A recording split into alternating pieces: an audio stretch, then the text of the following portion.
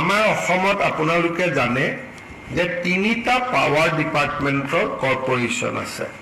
Assam power distribution company, Assam electricity grid corporation আৰু Assam power generation corporation. লগতে চৰকাৰে বিভিন্ন জায়গাত আদৰ্শ বিদ্যালয় স্থাপন কৰি আছিল।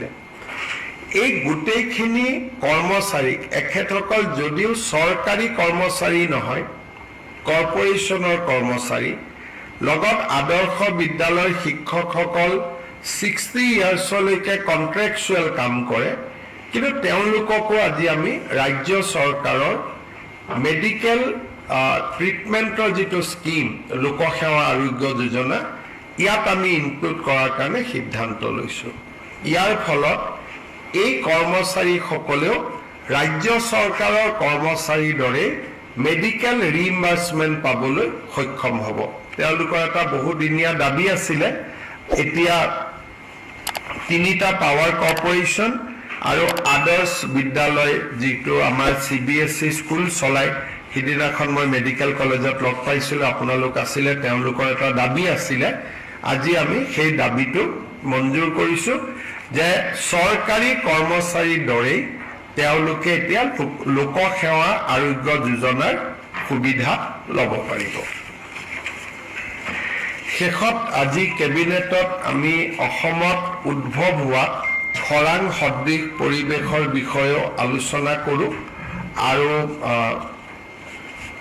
আমাৰ ইণ্ডিয়ান মেটালজিকেল যিটো ডেটা হয় বা গ্ৰাউণ্ড ৱাটাৰ কমিশ্যনৰ যিটো ডাটা, সেই ডাটা অনুসৰি যিকেইখন জিলাত নৰ্মেলতকৈ কম বৰষুণ হৈছে, সেই জিলাকেইখনত আমি খৰাং সদৃশ পৰিৱেশ সৃষ্টি হোৱা বুলি আমি জাননী দিব লাগিব। আজি কেবিনেটে এই ক্ষেত্ৰত আমাক ইন প্ৰিন্সিপল অনুমোদন দিয়ে। এতিয়া ৰেভিনিউ ডিপাৰ্টমেণ্টে যিকেইখন জিলাত খৰাং পৰিৱেশ সৃষ্টি হৈছে, সেইকেইখন জিলাত ড্ৰট লাইক চিটুৱেশ্যন ডিক্লেয়াৰ কৰিব পাৰিব আৰু তেতিয়া আমি ৰাইজক কিছু ক্ষতিগ্ৰস্ত কৃষকক সহায় কৰিব পাৰিম। আজি কেবিনেটে ৰেভিনিউ ডিপাৰ্টমেণ্টক এই ক্ষেত্ৰত অথৰিটি প্ৰদান কৰে। আজি জিলাৰ নাম আহিছে আমাৰ কোকৰাঝাৰ, বৰপেটা, ধুবুৰী, ৱেষ্টাৰ্ণ আসাম। ৱেষ্টাৰ্ণ অসমৰ 5খন জিলা, পশ্চিম অসমৰ 5খন জিলা, আৰু তাতে আমাৰ ৰেইনফল ডেফিচিট 40% আছে।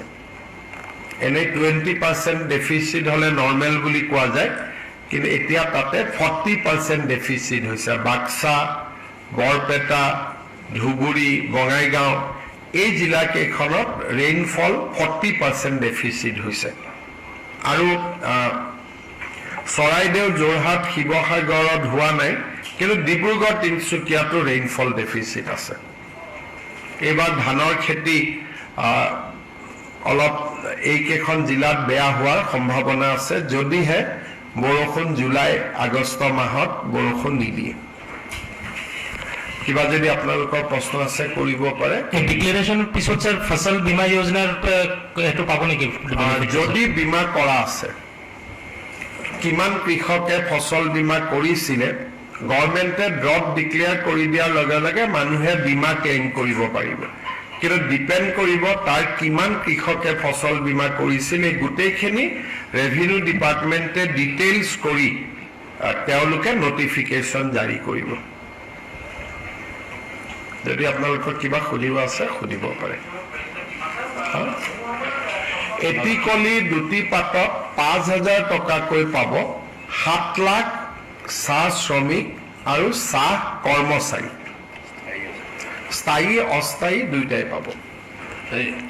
লখিমপুৰৰ উচিত ফলকেইটা কিমানকৈ ভূমি দিয়া হ'ব? তেওঁলোকক 1 কঠা 5 লেচাকৈ দিয়া হৈছে, আৰু এইটো উইদাউট প্ৰিমিয়ামত দিয়া হৈছে।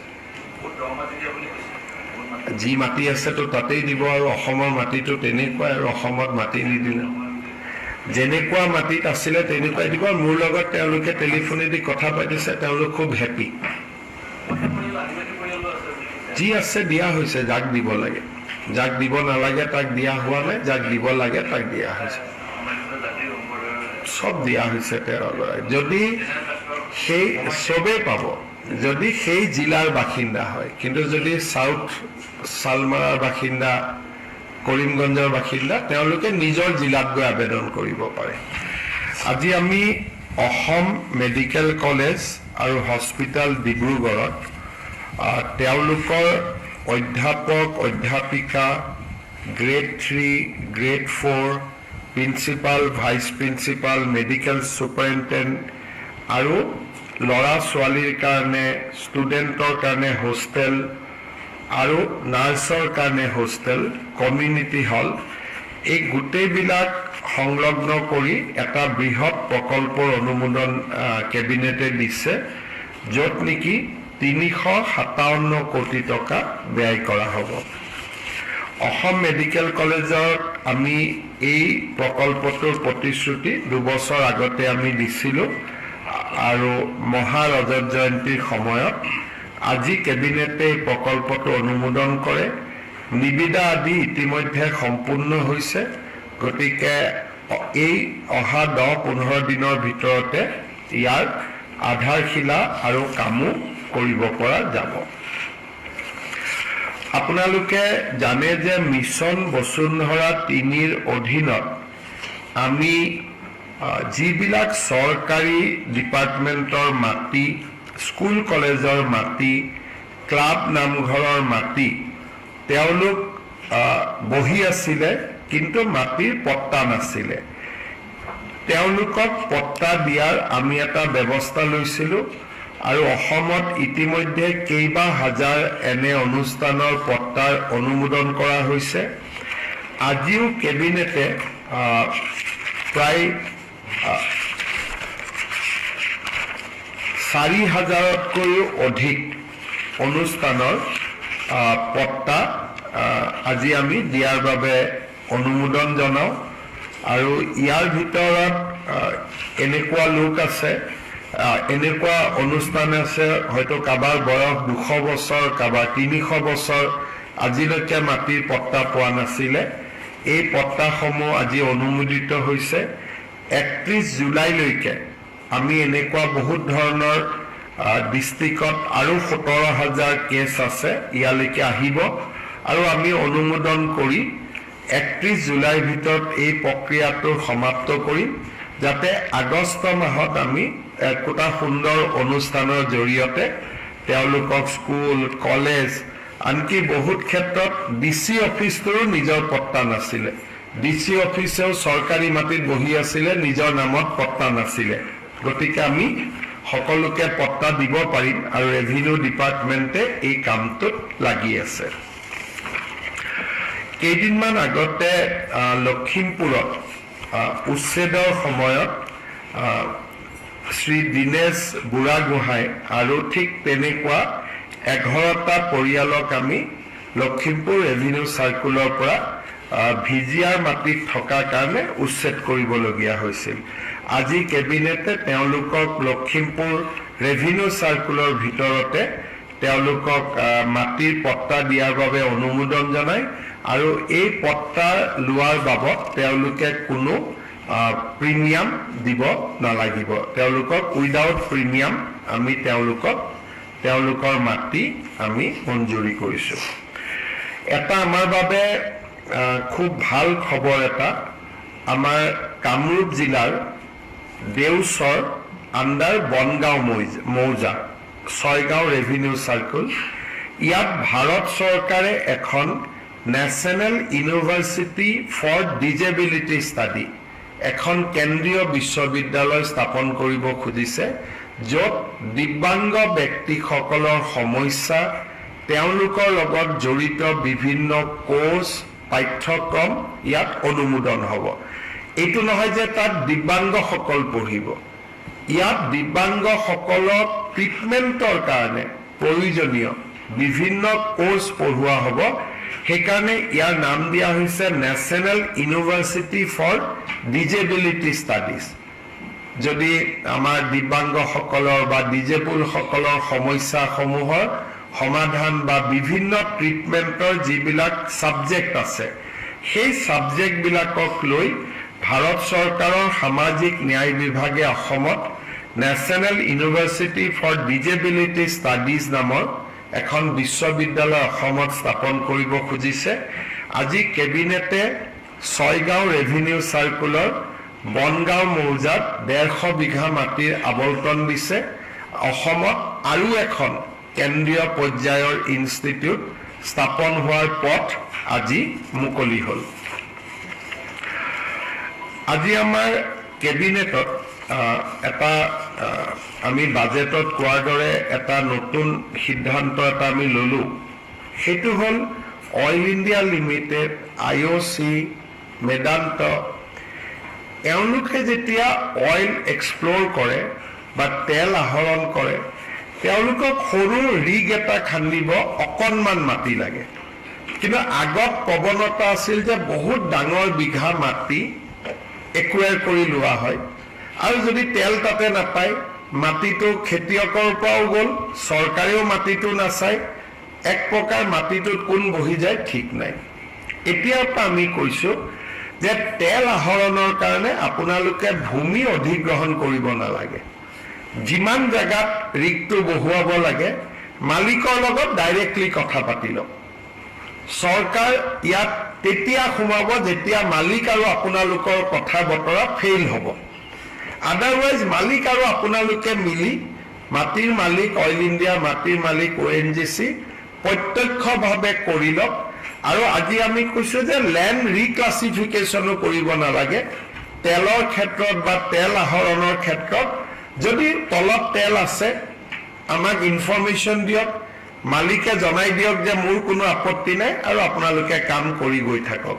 অৰ্থাৎ আজি তেল সংগ্ৰহৰ কাৰণে যিটো মাটিৰ সংগ্ৰহৰ ক্ষেত্ৰত এটা বহুত ডাঙৰ ব্যুৰ'ক্ৰেটিক ৰেড টেপিজিম আছিল, আজি সেইটো একেবাৰে নোহোৱা হৈ গ'ল।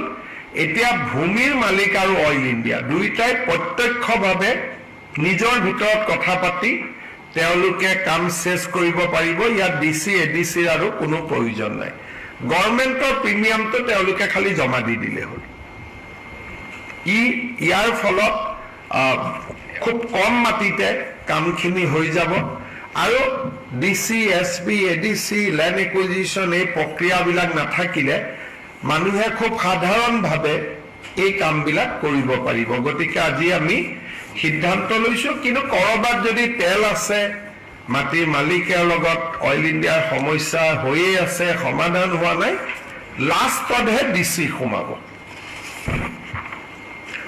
আজি কেবিনেটত আমি চাহ উদ্যোগৰ 200 বছৰ চিলেব্ৰেশ্যন যিটো আমি পালন কৰি আছোঁ, সেই সংক্ৰান্তত অসমৰ 7 লাখ চাহ শ্ৰমিকক, প্ৰতিগৰাকী চাহ শ্ৰমিককে 5,000 টকাকৈ দিয়াৰ বাবে এটা সিদ্ধান্ত লয়। আৰু ইয়াত শ্ৰমিকৰ লগত চাহ বাগানত কাম কৰা কৰ্মচাৰীসকলেও ইয়াত এই 5,000 টকাৰ এককালীন সাহায্য পাব 200 বছৰ চাহ উদ্যোগৰ কৃতজ্ঞতা হিচাপে। আৰু ইয়াৰ বাবে কেবিনেটে 342 কোটি টকা অনুমোদন কৰে। আৰু আপোনালোকে জানেই যে স্কিমটোৰ নাম আমি দিছিলোঁ এটিকলি দুটিপাত। এই আঁচনিটোৰ বাবে প্ৰয়োজনীয় 342 কোটি টকা আজি আমাৰ ৰাজ্য চৰকাৰে মঞ্জুৰ কৰে। এডভান্টেজ অসমৰ সময়ত মেদান্ত হস্পিটালে অসমত এখন চিকিৎসালয় স্থাপনৰ বাবে বুজাবুজি চুক্তিত স্বাক্ষৰ কৰিছিল। আজি কেবিনেটে তেওঁলোকৰ যিটো ইনভেষ্টমেণ্ট প্ৰপ'জেল আছিল 800 crores, 800 কোটি টকা তেওঁলোকে গুৱাহাটীত ব্যয় কৰিব। আজি কেবিনেটে সৰুসজাই ষ্টেডিয়ামৰ ঠিক লগতে থকা চৰকাৰী ভূমি আমি মেদান্ত হস্পিটালৰ কাৰণে আবণ্টন কৰাৰ সিদ্ধান্ত লৈছোঁ। আৰু তেওঁলোকে এটা নতুন ছিষ্টেম আনিব খুজিছে।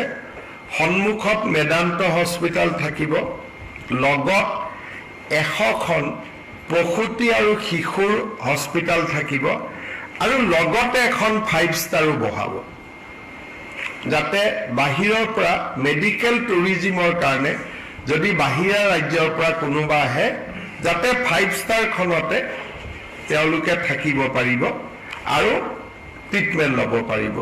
এইটো এটা অসমত মেডিকেল টুৰিজিম প্ৰতিষ্ঠাৰ কাৰণে ডাঙৰ এটা সিদ্ধান্ত। লেমন ট্ৰী হোটেল বুলি যিখন আছে সেইখন তেওঁলোকে লগত লৈ আহিব। 500 বেডেড হস্পিটাল হ'ব, 100 বেডেড মাতৃ আৰু প্ৰসূতিৰ হস্পিটাল হ'ব, আৰু লগতে লেমন ট্ৰী এখন তেওঁলোকে হোটেলো স্থাপন কৰিব। আৰু টোটেল 2700 স্থানীয় নিযুক্তি হ'ব। It will pave way for 2,700 employment. এই গোটেই তেওঁলোকৰ লগত আজি আমি ইনভেষ্টমেণ্ট যিখন আমাৰ উদ্যোগ বিভাগে এম্পাৱাৰ্ড কমিটিৰ জৰিয়তে কৰে, সেই ইনচেণ্টিভ লেণ্ড এলটমেণ্ট এই গোটেইখিনি আজি আমি মঞ্জুৰি দিওঁ। এতিয়া তেওঁলোকে নিজৰ কাম আৰম্ভ কৰিব পাৰিব।